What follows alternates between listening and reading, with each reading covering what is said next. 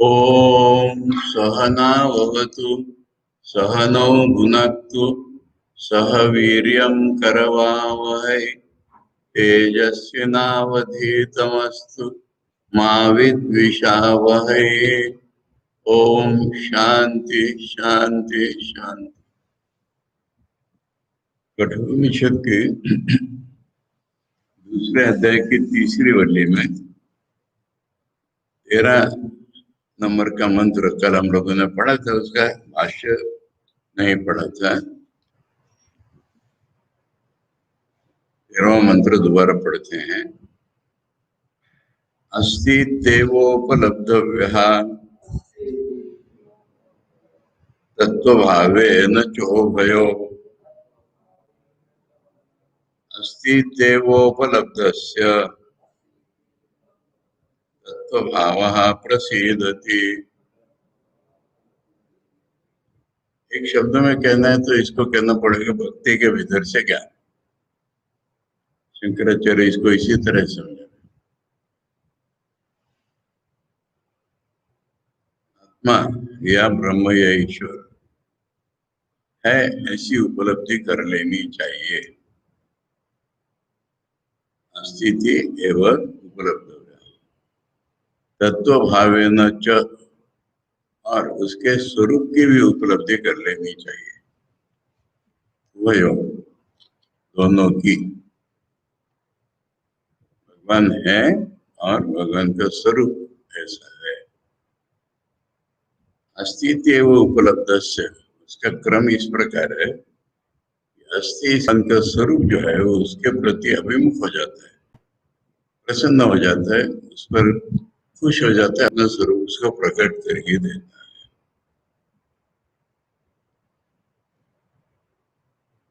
श्री रामकृष्ण देव ने हमें जो रास्ता दिखाया, उनके जीवन में लीला प्रसंग में जब हम पढ़ते हैं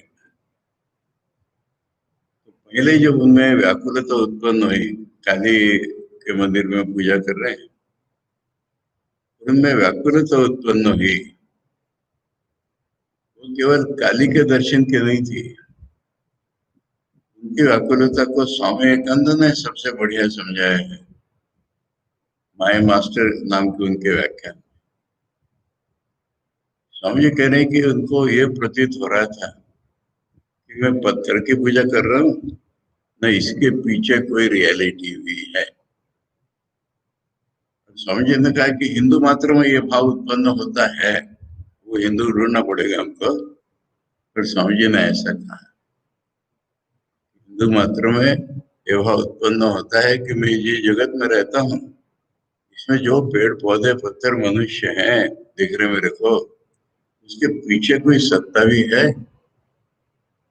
तो श्री रामकृष्ण देव को ये अत्यंत तीव्र व्याकुलता के रूप में इच्छा हुई, और वो सब प्रकार से कोशिश करते थे, पूजा करना, ध्यान करना, गाना गा के माँ को प्रसन्न करने की कोशिश करना, किंतु सबके पीछे यही था कि इसके पीछे कोई रियलिटी है।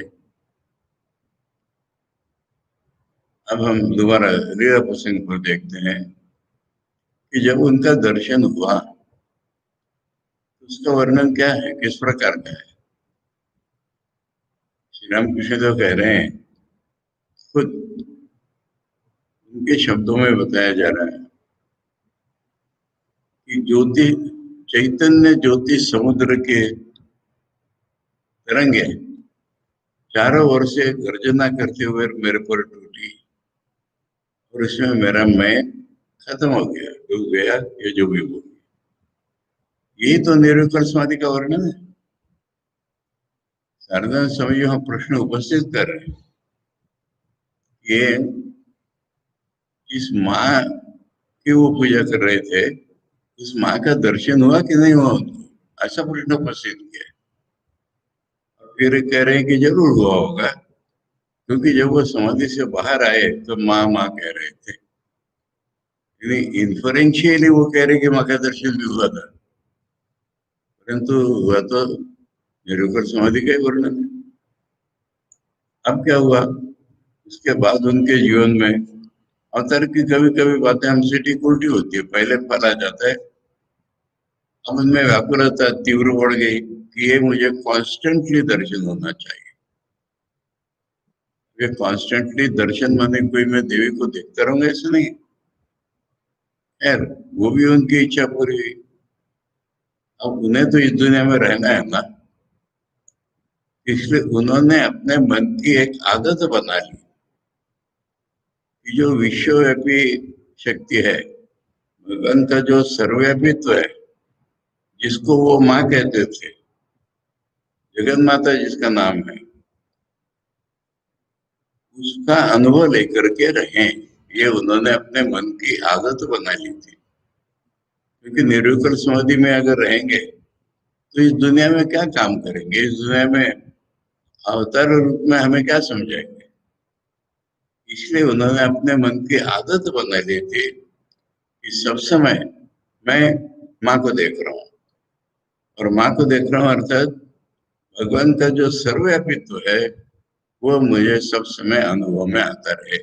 ये जब तक नहीं आता तब तक तो व्याकुलों के साथ नहीं करते रहे। अब ये हो गई उनकी आदत। इसमें तोतापुरी आए और तोतापुरी ने उनको देखते ही कहा, तुम तो वेदांत के उत्तम अधिकारी प्रतीत होते हो, मुझसे वेदांत सीखोगे? उन्होंने कहा, मैं तो कुछ नहीं जानता, मेरे लिए सब माँ ही ठीक करती है। तोतापुरी ने कहा, ठीक है, कुछ क्या माँ के। अब ठाकुर का जो माँ वचन है, इसको हमको अच्छी तरह समझना है। उनका एक रूप है जो हमें बाहर दिखता है, श्री रामकृष्ण जिसका नाम है, किंतु उनकी जो असलियत है वो तो, जिसको वो जगत जननी कह रहे हैं, जिसके बारे में उन्होंने कहा है कि मेरे माँ त्रिगुणात्मिका है और इससे परे भी है। तो ये तो उनका अपना स्वरूप है ना, जो उन्होंने निर्विकल्प समाधि में पा करके इसको प्रत्यक्ष कर लिया है। उनके शब्दों में जब भी माँ का उल्लेख आता है तब तो उनके अपने स्वरूप के बारे में उल्लेख होता है, और बाहर की कोई माँ नहीं होती। हम उसको कभी कभी उपलब्धि का स्थान है उनका काली का मंदिर, नहीं तो जहां बैठे वहीं पर माँ से पूछ के बताता हूँ कि ये तो जिसको अपना स्वरूप साक्षात्कार हुआ है, हर एक की ये बात हो जाती है, हर एक की। वो जो अगुरमणि थी, गोपाल माँ जिनको हम कहते हैं, उनसे कुछ भी कहो पूछो तो कहती मैं गोपाल को पूछ के बताऊं। स्वामी विवेकानंद कहते कि मेरे मुंह से कोई भी एक शब्द निकला होगा जिसमें दुनिया में किसी की भलाई हुई है तो ठाकुर का है। अगर कोई गलत निकला होता है किसी का नुकसान करने वाला तो मेरा है वो। ये कोई सेंटिमेंट नहीं है, ये फिलोसॉफिकल ट्रूथ है कि मैं ये नहीं है बाहर का रूप, इसके द्वारा जो भी काम होता है वो गलत ही है, और जो रियलिटी द्वारा काम होता है, जो भगवान के द्वारा काम होता है, वो तो ठीक होगा ही है। अब उन्होंने ये आदत बना ली। अब जब तोतापुरी आए और तोतापुरी उस मंदिर में जाके और कहा कि माँ ने कह दिया हाँ, तेरे लिए उसको लाया गया। अब इसको साधारण रूप में समझेंगे तो ठीक है, पर इसका असली रूप तो यही है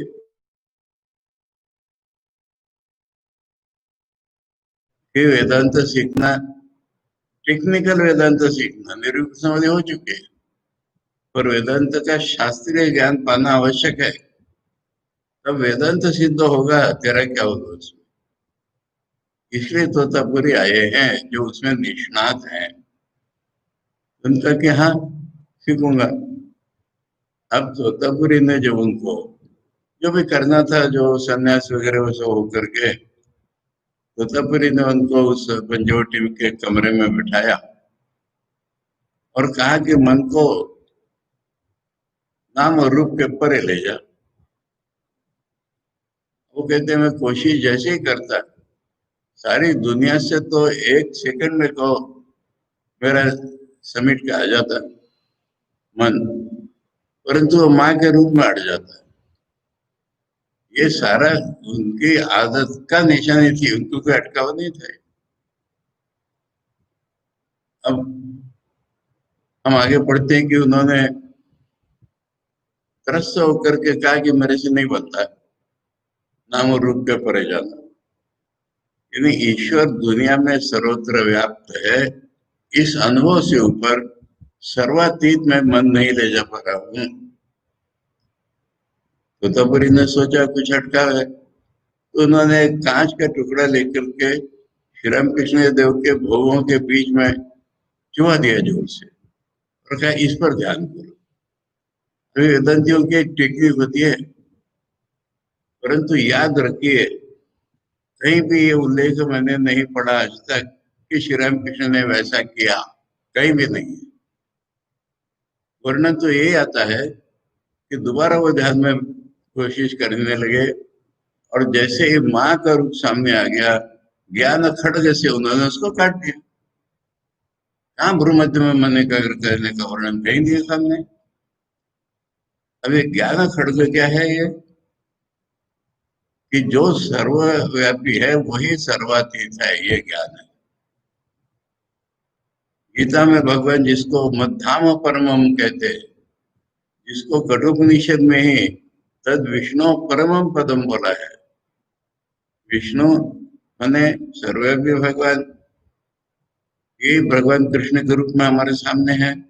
वो मेरा परम धाम कहते हैं, मैंने स्वरूप। विष्णु का परम पद माने स्वरूप, माने निर्गुण ब्रह्म, माने मैं तू रहित एकमेव अद्वितीय ब्रह्म। तो उन्होंने इस ज्ञान को लेकर के, जो उनको पहले हो चुका है, जिस निर्विकल्प समाधि का अनुभव उनके पास है, उसके द्वारा उन्होंने ये रूप सर्वव्यापित्व, ऐसा नहीं कि माँ का कोई एक रूप है खाली, सर्वव्यापित्व, इसको उन्होंने काट दिया, इसके परे चले गए। फिर कहते कि कुछ भी नहीं बचा, बीच में अटकाव। अब ये तो मैंने वर्णन किया किस हेतु से, ये हमारे लिए हुआ सारा।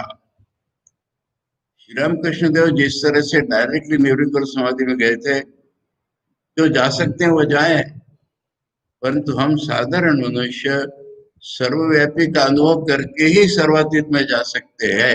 ये स्टेप श्री रामकृष्ण ने हमारे लिए बना दी और यही कठोपनिषद इस मंत्र में बता रहा है।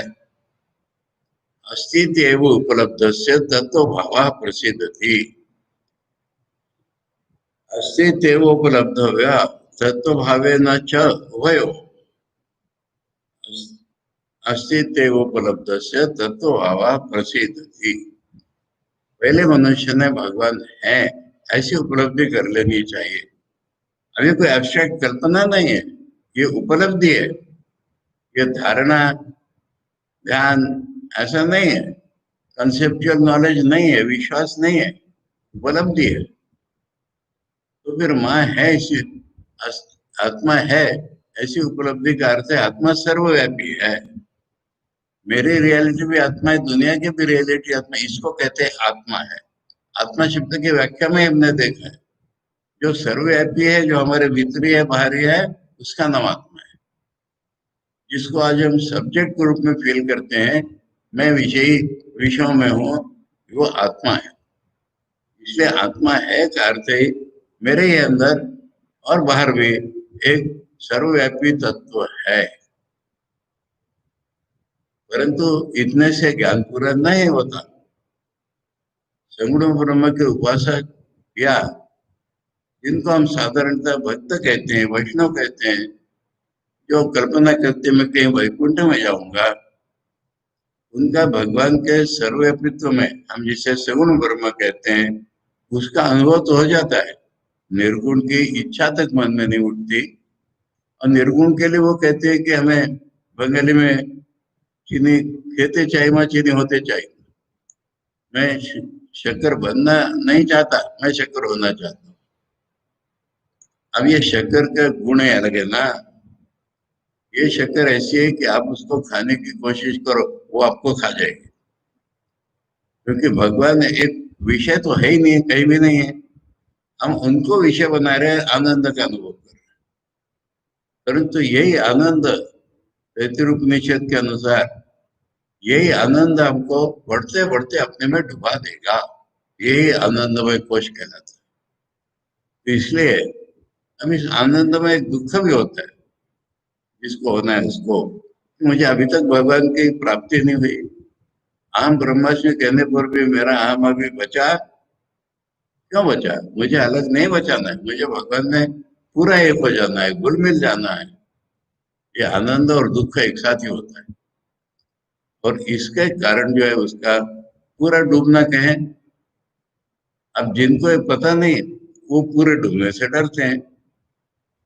स्वामी विवेकानंद को नरेंद्र को ठाकुर ने जब पूछा कि भगवान मानो अमृत से भरा हुआ एक कटोरा है, तू मक्खी है, तू कहाँ बैठ के पिएगा?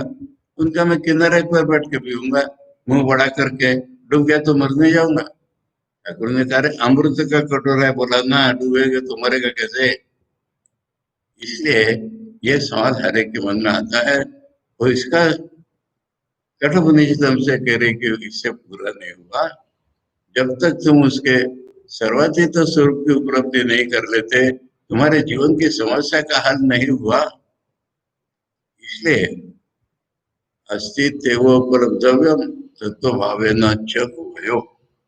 भगवान है, ये तो इसी का वर्णन है। हम लोग 2-3 दिन से इसी की कोशिश कर रहे हैं कि जीवन के सुख दुखों में, जीवन के चढ़ाव उतारों में, आध्यात्मिक जीवन के सुख दुखों में, चढ़ाव उतार में कभी भी हमको ये नहीं छोड़ना है कि ईश्वर तो है ही। और ईश्वर तो है ही माने ईश्वर सर्वव्यापी है। ईश्वर मेरे भीतर है, ईश्वर देख रहे मुझको, मेरी साधना भी उनको पता है, मेरी साधना उन्हीं की कृपा है। इसलिए मुझे डरने की, निराश होने की कोई बात ही नहीं है। यह ईश्वर है। इसलिए जब तक हम आत्मा, ईश्वर और ब्रह्म इन शब्दों को समानार्थी नहीं समझते, हमारा ज्ञान आगे नहीं बढ़ता। अब उसकी उपलब्धि हमें करनी है।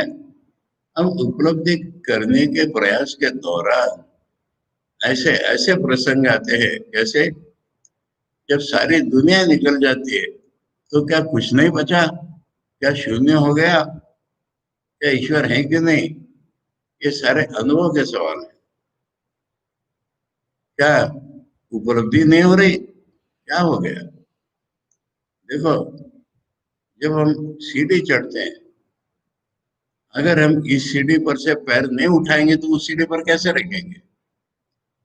इसलिए ऐसी एक अवस्था, अंतराल अवस्था साधक के जीवन में जरूर आती है। ये छूट गया, वो मिला नहीं। इसको ईसाई लोग dark night of the soul कहते हैं। ईसाइयों के बारे में सवाल पूछ रहे थे मेरे से। ईसाइयों के बारे में तो शास्त्र में इसको dark night of the soul कहा है।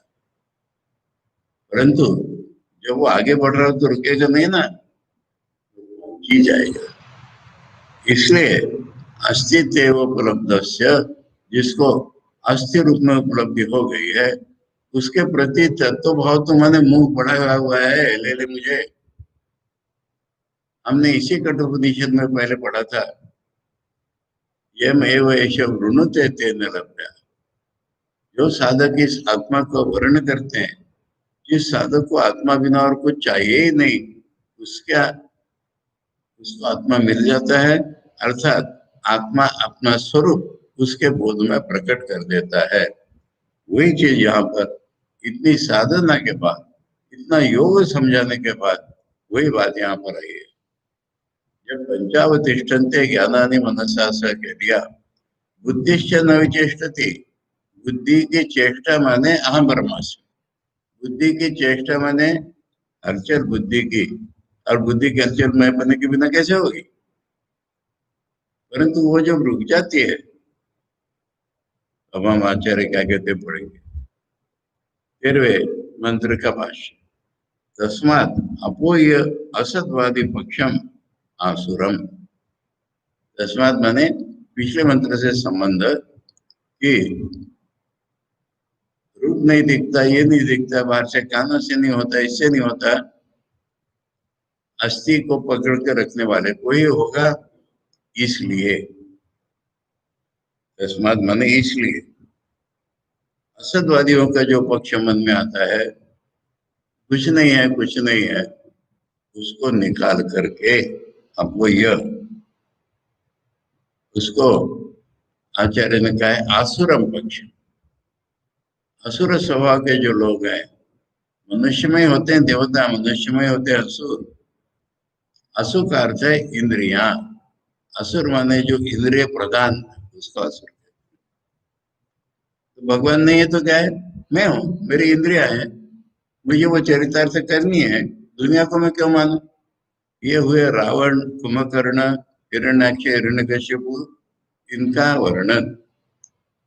ऐसा जब आता है तब उसको निकाल दो, अपने सामने टिकने मत दो। अस्ति इति एव उपलब्धव्या सत्कार्यो बुद्ध्यादि उपाधि। ये अस्ति, बुद्धि आदि जो है मेरे में, ये उपाधि है, ये मेरे स्वरूप में नहीं है। ये तो आज मुझे प्रतीत हो रहा है कि मैं हूं, ये मुझे सत लग रही है। सत कार्यो, सारी दुनिया मुझे सत लग रही थी, परंतु इसके भीतर से आत्मा ही प्रकाशित है। ये इसका अर्थ है वाक्य का। अस्ति इत्येव उपलब्धव्या सत कार्यो बुद्धियादि उपाधि। जो कार्य मुझे सत प्रतीत हो रहा है, बुद्धि आदि जिसमें ऐसे भी आ गई है, वो आत्मा मेरा है। यदा तो तद रहितो अविक्रिय आत्मा कार्यं च कारण व्यतिरेकेण नास्ति, वाचारम्भणं विकारो नामधेय मृत्तिका इत्येव सत्यम इति श्रुतेः। तदा यस्य निरुपाधिकस्य अलिंगस्य सद असदादि प्रत्यय विषयत्व वर्जितस्य आत्मना तत्वभावो भवति, तेन च रूपेण आत्मोपलब्धव्या इति अनुवर्तते। अनुवर्तते माने इसमें ये शब्द दोबारा नहीं है। अस्ति इति एव उपलब्धव्या सत्वभावेन च उपलब्धव्या, ये अनुवर्तते। तो इसमें आचार्य कह रहे हैं कि जब इस समय में तद रहित हो, तद रहित माने मैं, मेरी बुद्धि, मेरी इंद्रिय पंच, इनको छोड़ करके अविक्रिय आत्मा, इस आत्मा में कभी परिवर्तन ही नहीं है। वह आत्मा कैसे, ये बीच बीच में संस्कृत की रचना में ये पैरेंथेटिकल क्लॉज, माने यहाँ पर पंक्चुएशन मार्क हम जिसे कहते हैं, कॉमा डैश, ये तो थे ही नहीं ना भाषा में, संस्कृत में शुरू में।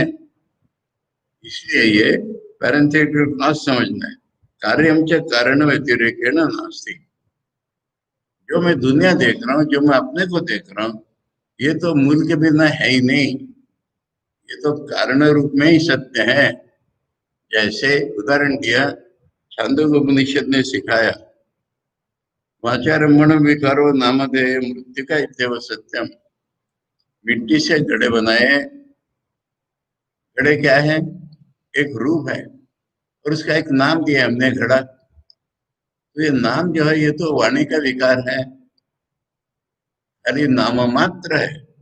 घड़ा नाम की चीज अलग नहीं है मिट्टी से, ये तो एक नाम दे दिया है तुमने, इसलिए अलग प्रतीति हो रही है। तो उसमें कुछ नहीं है क्या, नहीं, मिट्टी तो सत्य है। अपेक्षित रूप में, रिलेटिवली, उदाहरण के रूप में बता रहे हैं कि मिट्टी तो सच है, घड़ा तो एक नाम है, एक रूप है। इसी तरह से ये पूरी दुनिया, इसका अनुभव करने वाला मैं, ये नाम है और रूप है। ये तो कारण रूपेण, कारण व्यतिरेकेण नास्ति। इनका मूल कारण जो ब्रह्म है, जो इस वल्ली के शुरू में कह दिया था, ऊर्ध्व मूल अवाक्षा का, वो ऊर्ध्व मूल वही सत्य है, उसके बिना ये कुछ सत्य नहीं है। इति श्रुते, ये जो बोला श्रुति ने, तदा यस्य, जोड़ रहे इस वाक्य को, तदा माने जब मन में ये हो जाता है, मन तो छूट गया, हमारे ध्यान में जब ये हो जाता है कि ये कार्य जो है कारण रूप के बिना नहीं है, अब एट दैट साइकोलॉजिकल मोमेंट तदा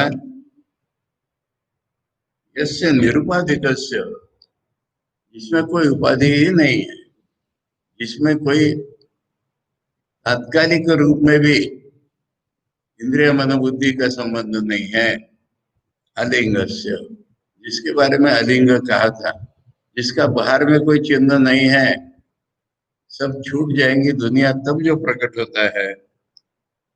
अब इसको बड़े सुंदर ढंग से आचार्य कह रहे, भगवान को सत कहना भी नहीं हो सकता, असत कहना भी नहीं हो सकता। इम्पोर्टेंट चीज है ये, सत कहेंगे तो कहने वाला मैं होता हूं ना।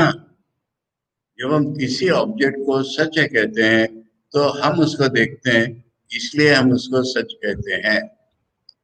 या मैं ही नहीं है तो कौन कहेगा सत है? भगवान है, पहले कह दिया था भगवान ने, इसकी तो उपलब्धि करनी पड़ेगी, परंतु फाइनल में जाकर के अस्तित्व ही भगवान है, भगवान को एक अलग चीज नहीं है। इसलिए सत नाम का जो हमारा प्रत्यय अनुभव है, उसका विषय नहीं है भगवान। फिर ऐसा कहने पर आता है भगवान के असत है क्या? नहीं नहीं, वैसा तो है ही नहीं। न होना तो भगवान के लिए संभव ही नहीं है। मजाक से हम लोग कर रहे थे कि ईश्वर के लिए एक चीज असंभव है, वो अपने को नष्ट नहीं कर सकता, इसलिए नहीं है इसका तो सवाल ही मत करो। सद असद आदि आदि, और जितना मिलावट का प्रत्यय होता होगा, कुछ लोग दार्शनिकों कहते होगा नहीं भी और नहीं भी, और जो भी तुम कहते हो, ये कोई प्रत्यय विषयत्व वर्जित, इन अनुभव से परे आत्मना तत्व वो होती, आत्मा का अपना स्वरूप होता है। तेन च रूपेण, उस रूप में भी, उस रूप में माने उस स्वरूप में भी आत्मा उपलब्ध हुआ इति अनुवर्तते, आत्मा की उपलब्धि कर लेनी चाहिए, ये कहना है इस वाक्य का। तत्र अभी, अब उस बारे में, यानी आत्मा की उपलब्धि कर लेनी चाहिए, आत्मा है, और उसके स्वरूप की भी उपलब्धि करनी चाहिए, इस विषय में। तत्र अभी, उस विषय में भी, वयो सोपाधिक निरुपाधिकयो अस्तित्व तत्व भावयो निर्धारणार्थ षष्ठी, यानी सोपाधिक माने सारी दुनिया को लेकर के, हमारे इंद्रिय शरीर मन को लेकर के, अर्थात जिसको हम सगुण ब्रह्म कहते हैं, सर्वव्यापी, उस रूप में निरुपाधिक हुए, और अपने निर्गुण स्वरूप में जहाँ कुछ है ही नहीं दुनिया में, इन दोनों रूपों में उभयो का अर्थ आचार्य समझा रहे हैं। उभयो निर्धारणार्थ षष्ठी, यानी इसमें से एक है, षष्ठी का रूप इस प्रकार है। ये उभयो में जो षष्ठी है, ऐसा इन दोनों में से एक इस अर्थ में होता है। पूर्व अस्तित्व उपलब्ध, जिसकी पहले अस्थि के रूप में उपलब्धि हो चुकी है, जिसको हम सगुण सर्वव्यापी रूप में अनुभव कर चुके हैं, हम ब्रह्मास्मि आत्मना सत्कार्योपाधि कृत अस्तित्व प्रत्यय न उपलब्ध, इसी का अर्थ है कि उसका जो कार्य है सत, उसके रूप में हमने उसको देख लिया है, इति अर्थ। पश्चात, उसके बाद, सगुण ब्रह्म का अनुभव करने के बाद, ठाकुर जिसको माँ कह रहे हैं उसको देखने के बाद, प्रत्यस्तमित सर्वोपाधि रूप आत्मना, जहां पर किसी भी उपाधि नहीं है, सारी उपाधियां अस्तमित हो गई, गायब हो गई, वो आत्मा का जो स्वरूप है, उसी का वर्णन केनोपनिषद के द्वारा कर रहे हैं। वो विदित अविधेयताभ्याम अन्यो, जानी हुई चीज हमारी जितनी ऑब्जेक्ट होती हो, उससे अलग न जानी हुई चीज, यानी हमारा जो अव्यक्त रूप है, उससे भी अलग अद्वय स्वभाव हो, इसका एक ही वर्णन किया जा सकता है कि जिसके सामने दूसरा नहीं है। दुनिया में हमको जो 2, 3, 4, 5, 10 दिखाई दे रहे हैं वो सारा एक का ही रूप है, दूसरा रूप ही नहीं है। इसको अद्वैतवाद कहते हैं। अद्वैत के इसको कहते हैं द्वितीय अभावात। यहाँ पर देखने वाला और दिखाई देने वाला ऐसा भेद नहीं है। ये तत्व भाव है।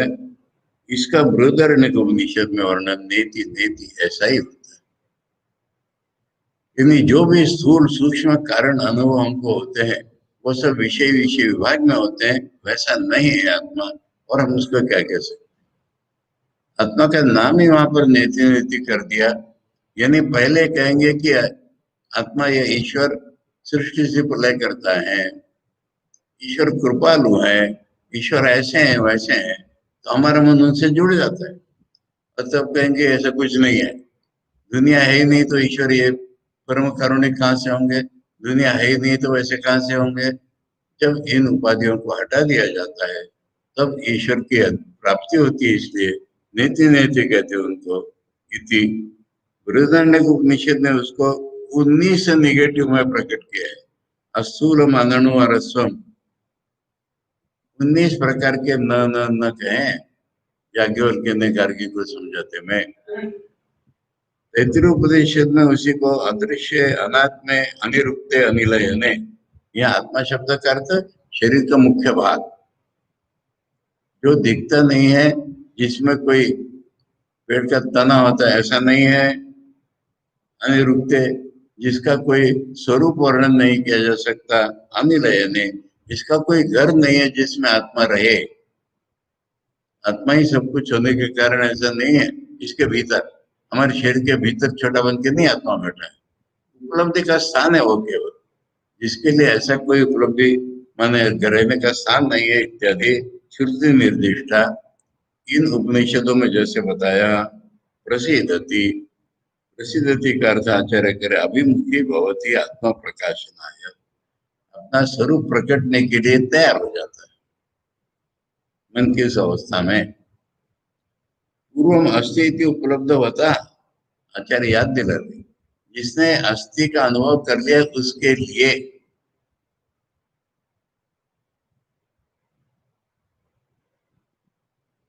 इति है तब। ये इस मंत्र का पूरा अर्थ। अगले मंत्र में चले।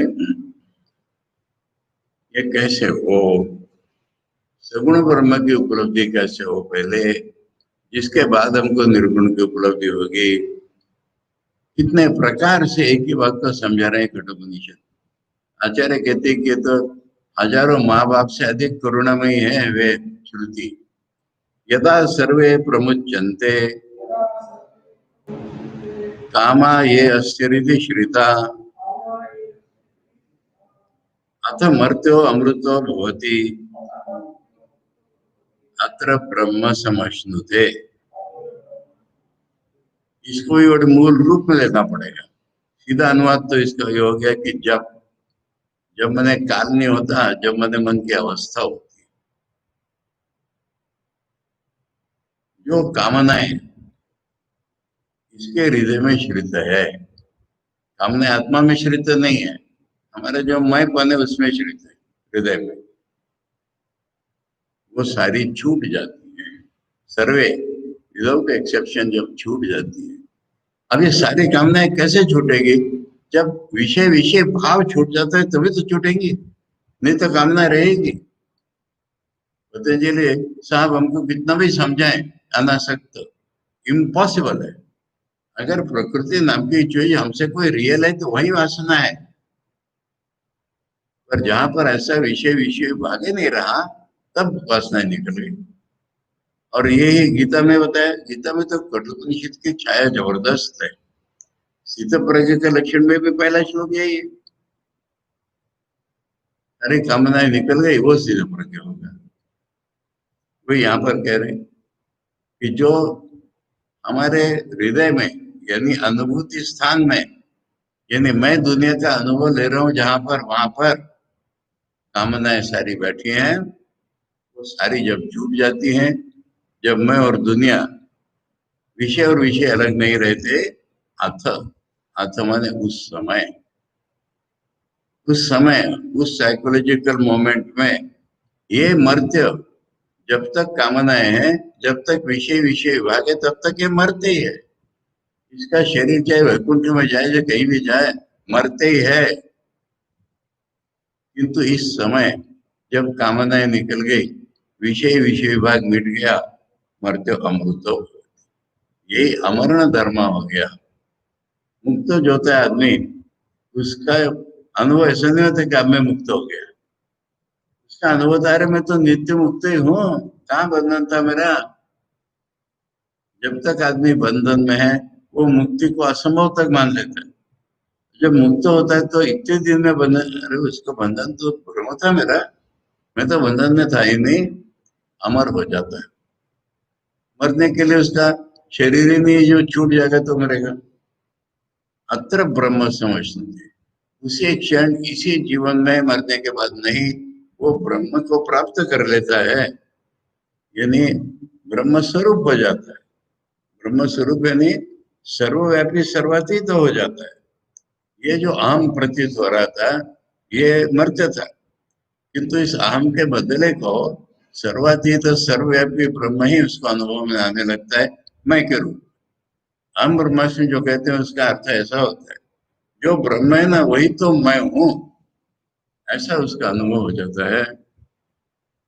आचार्य कह रहे हैं एवं परमार्थदर्शिनो, यानी पिछले मंत्र से जोड़ते हुए, एवं मैंने इस प्रकार अस्तित्व उपलब्धि कर ली, फिर तत्वभाव को उदय हो गया। इस प्रकार परमार्थदर्शिनो, परमार्थ माने अल्टीमेटली रियल, अंततो गत्वा जो सत्य, इसको परमार्थ कहते हैं। दर्शिनो, वो जिसका अनुभव हो गया है, उसके लिए यदा यस्मिन काले, इस साइकोलॉजिकल मोमेंट में, सर्वे कामा, कामयितव्यस्य अन्यस्य अभावात् प्रमुच्यन्ते। कामना मिट गई, मैंने मुझे किसी की इच्छा नहीं रही, कोई दीवार नहीं बन गया। जिसकी कामना करो ऐसे विषय मेरे से अलग ही नहीं रहेगा, ये कामना काटना है। अन्य से अभाव प्रमुच्यन्ते, फिर कामना छूटी गई। विषीर्यन्ते, छूट जाती है, माने खत्म ही हो जाती है। ये अस्य प्राग प्रतिबोध विदुषो हृदय बुद्धोश्रिता, जो उसका ज्ञान होने के पहले हृदय में विदुषो, माने यहाँ तक ज्ञानी पहुंच गए वो, हम ब्रह्मस्मि तक, ऐसे विद्वान के हृदय में, उसके बोध में जो कामनाएं बची थी, हृदय बुद्धो, वही बुद्धि में, हम बुद्धि में कामना नहीं सोचते कभी, बुद्धि का अर्थ बोध होता है। उसके मय बोध में, हृदय में अर्थात उसके मय बोध में जो कामनाएं बची थी, श्रिता आश्रिता, उसके लिए आश्रय लिए हुए बैठी थी। बुद्धि रे कामना में आश्रय होना आत्मा, बुद्धि जो है हमारा मय भाव जो है, हृदय जो हमारा उपलब्धि स्थान है, इसी में कामना रहती, आत्मा में नहीं रहती। गानों में सिनेमा के कितने में रहे, आत्मा की ये इच्छा है, आत्मा को इच्छा नहीं होती, हमारे मैं को इच्छा होती है। कामा संकल्प इत्यादि श्रुत्यंतर, ये मंत्र का रेफरेंस तुम लोग नोट कर लो। मन जो है ना, मन की व्याख्या पाश्चात्य लोग करते हैं थिंकिंग फीलिंग विल, परंतु मन क्या है, ये ऐतरेय उपनिषद में और बृहदारण्य में अच्छे तरह होता है।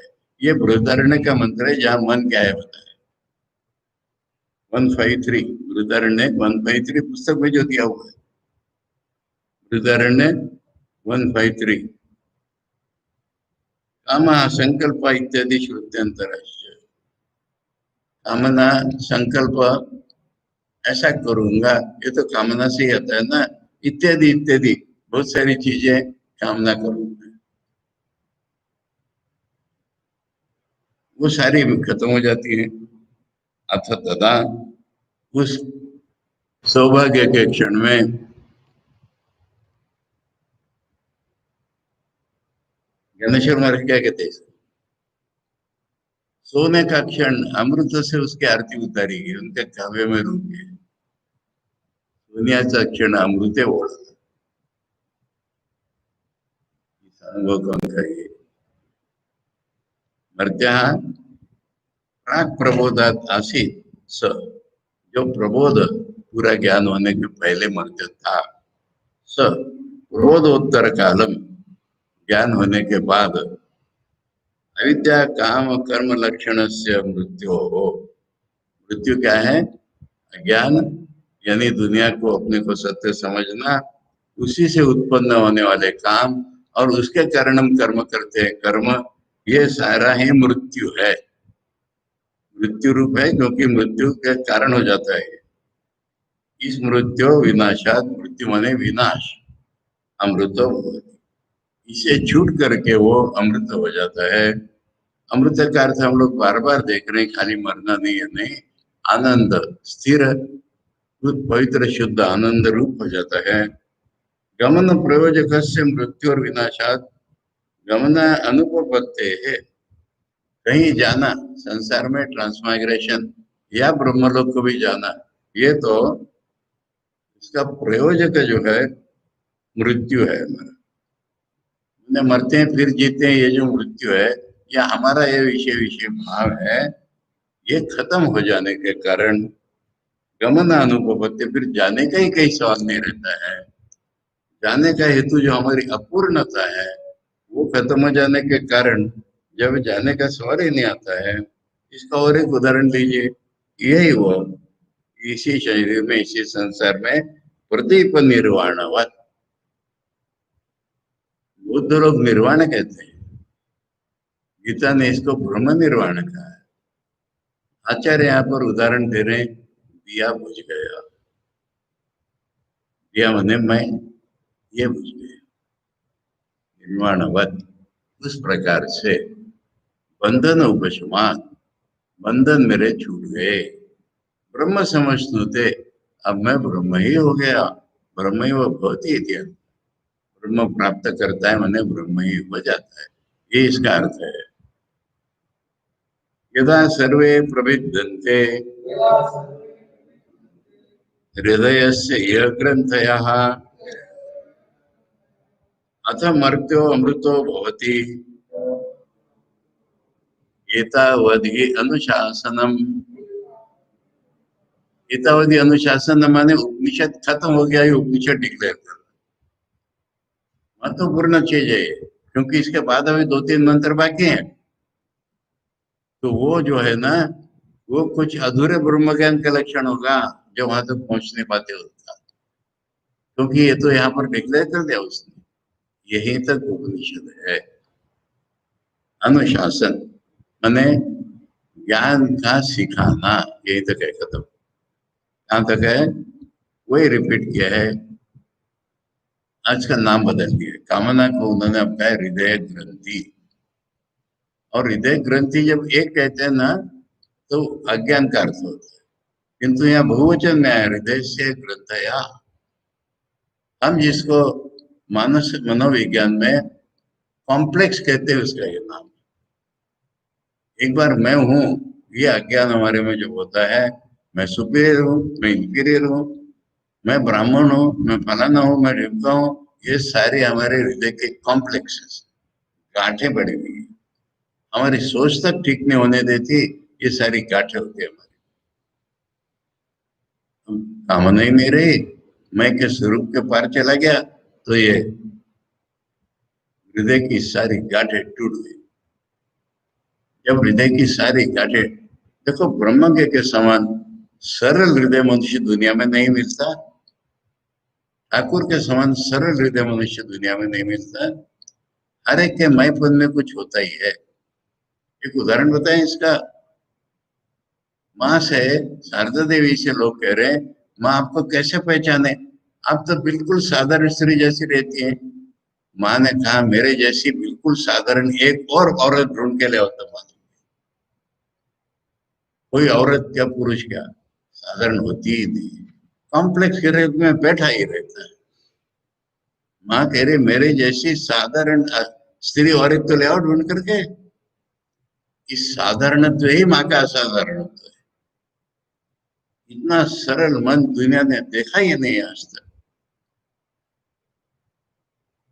देखो, शंभू बाबू थे ठाकुर के भक्त, और ठाकुर को बाबा गुरु, वो कहते मेरे बाबा गुरु मत को।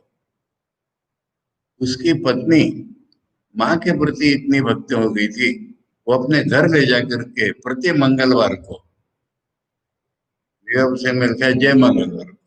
मैं कितने दिन ढूंढ रहा था कि जय मंगलवार कौन सा होता है, तब पता चला नहीं, हर मंगलवार के नाम जय मंगलवार है। दुर्गा की पूजा होती है उस दिन, इसलिए वो जय मंगलवार है। तो हर मंगलवार को अपने घर ले जा करके देवी के समान पूजा करती थी। माँ ने कभी मना नहीं किया, वो पूजा कर रही है तो। परंतु फूल के गुप्पा हो गई क्या, चने के पेड़ पर चढ़ गई क्या, वापिस आकर के घर में नौबत खाने में झाड़ू लगाने लगी, रसोई बनाने लगी, जो जो भक्त हैं उनकी सेवा करने लगी। इस माँ के सरलता के सामने दुनिया नतमस्तक है।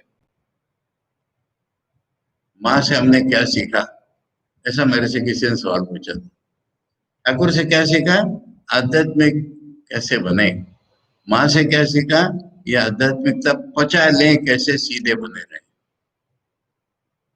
स्वामी जी से क्या सीखा, इस आध्यात्मिकता को लोगों के काम में कैसे लगाए, ऐसा मेरे मन में आया था। खैर, ये इतना सरल, ठाकुर भी बच्चे के समान सरल। तो ये हृदय की ग्रंथियां जब टूट जाती हैं सारी, तब ये मरते अमर हो जाते। जब तक हृदय में ग्रंथि है तब तक कैसे अमर होगा। एतावधि यहीं तक की अनुशासन है, यानी वेदांत की सीख मुक्ति तक ले जाने छोड़कर कर क्या है। इस मर्त्य को, इस मनुष्य को, इस नचिकेता को जो कहने लगा था कि वो पार परे है और मैं यहाँ पर हूँ, मैं क्या करूं। इस मर्त्य को अमृतत्व में पहुंचाना, ये उपनिषदों का मूल उद्देश्य है। ये यहाँ समाप्त हो जाता है। तदा पुनः आचार्य करे कामाना मूलतो विनाशेति उच्यते। कामनाएं समूल नष्ट कब होती हैं, जब गांठें टूटती हैं तब। यदा सर्वे प्रविद्यन्ते, प्रविद्यन्ते भेदम उपयान्ति। भेदम उपयान्ति माने भेद नहीं, इनका भेदन हो जाता है, तोड़ा जाता है, टूट जाती है। विनश्यन्ति अर्थात नष्ट हो जाती है। हृदय से बुद्धि, हृदय और बुद्धि को आचार्य सब समय इक्वेट कर रहे हैं। इसलिए हृदय माने मैं रूपी अनुभव, बोध, मैं रूपी बोध। यह जीवत एवं, यह शब्द है बीच में हमारा छूट गया था। यदा सर्वे प्रविद्यन्ते हृदय से, यह ग्रंथ है। इसी जीते जी ही, ये महत्वपूर्ण शब्द वेदांत का बार बार हमारे सामने आता है, और आचार्य इसको बार बार हमको समझा देते हैं कि मरने के बाद नहीं, जो होना है यही हो जाएगा। यह जीवत एवं, जीते जीते ही ग्रंथयो ग्रंथिव दृढ़ बंधन रूपा अविद्या प्रत्यय। अविद्या के कारण हमारे जो अनुभव है, प्रत्यय माने अनुभव, वो जो दृढ़ बंधन के रूप में हो गए हैं, उनको गांठे कहाँ है। ग्रंथिवत गांठों के समान है। अब ये गांठे अविद्या के समझा रहे हैं। हम इदम शरीरम, ये कॉम्प्लेक्स है पहला। अब मैं सुंदर कैसे दिखूं, मेरा लीड रोल कैसा अच्छा हो, बॉडी बिल्डर, या ऐसा दिखूं ऐसा दिखूं, ये ग्रंथि है। मम इदम धनम, पैसे वाला हूं मैं, ये दूसरी ग्रंथि है। सुखी दुखी चाहम, मैं सुखी हूं मैं दुखी हूं, ये हृदय की गांठें हैं।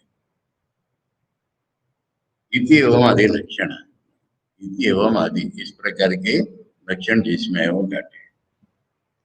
तद विपरीत ब्रह्मात्म प्रत्यय उपजनना, और इसके विपरीत है कि ब्रह्म ही मेरा स्वरूप है, ऐसा प्रत्यय माने अनुभव उत्पन्न हो गया है।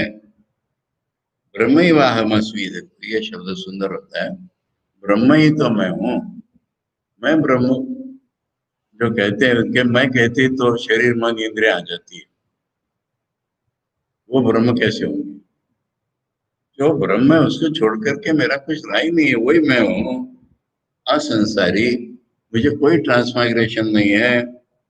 इति विनष्टेषु अविद्या ग्रंथिषु, इस प्रकार जिसकी अविद्या से उत्पन्न ग्रंथियां टूट गई हैं, तन निमित्ता कामा मूलतो विनश्य, उस कॉम्प्लेक्स के कारण कामनाएं थी हमारी। मैं शरीर हूं तब तो कामनाएं उत्पन्न होती है, मैं मन हूं, मेरे पैसे हैं तभी तो कामना उत्पन्न होती है। इसलिए कामनाओं के भी पीछे जाकर के कह रहे हैं अब कि हृदय की गांठें टूट जाती। अतः मैंने तब मूलतः विनाश कामनाओं का तब होता है।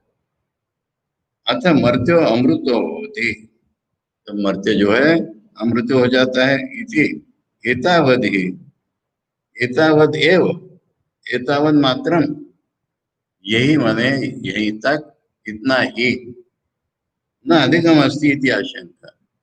उसके बाद क्या होता है, इससे ज्यादा क्या, ऐसी शंका ही मत करो।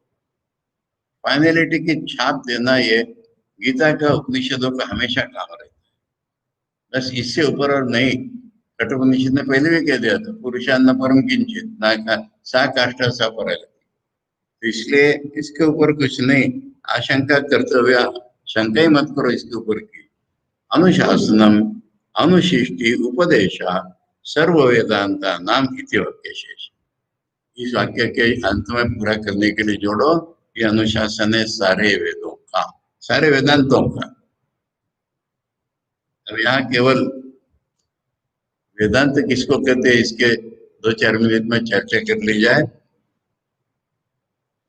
वेद माने देवता ज्ञान, जहाँ हमको जड़ दिखाई देने वाली शक्तियां, अग्नि, चंद्र, सूर्य, तारे,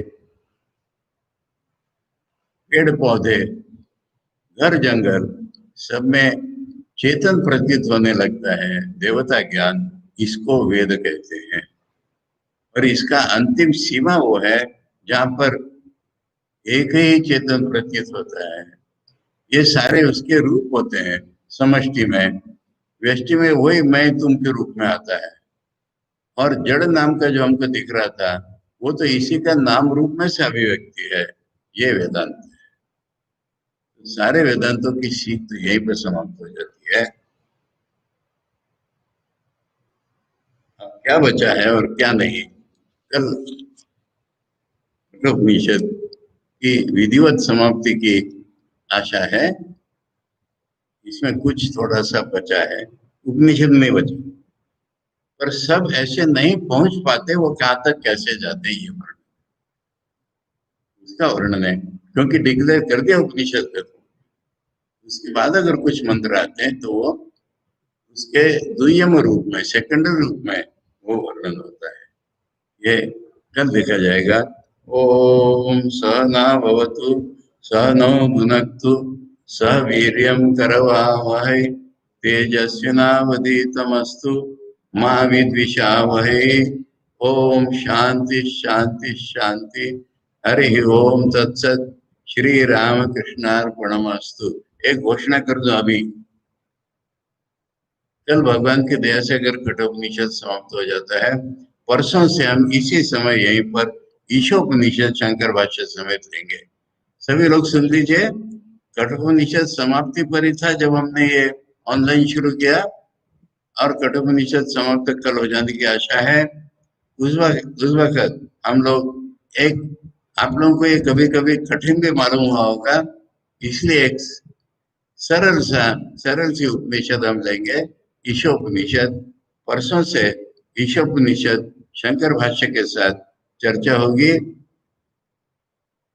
और ये घोषणा है, आज सुन लीजिए आप सब लोग, और आपके जो मित्र इत्यादि कठोपनिषद में नहीं आ पाए होंगे और किसी किसी को कठिन लगा होगा, उन सब मित्रों को भी बता दीजिए कि हम परसों से ईशोपनिषद शंकर भाष्य की यहाँ चर्चा करेंगे। हरि ओम तत्सत।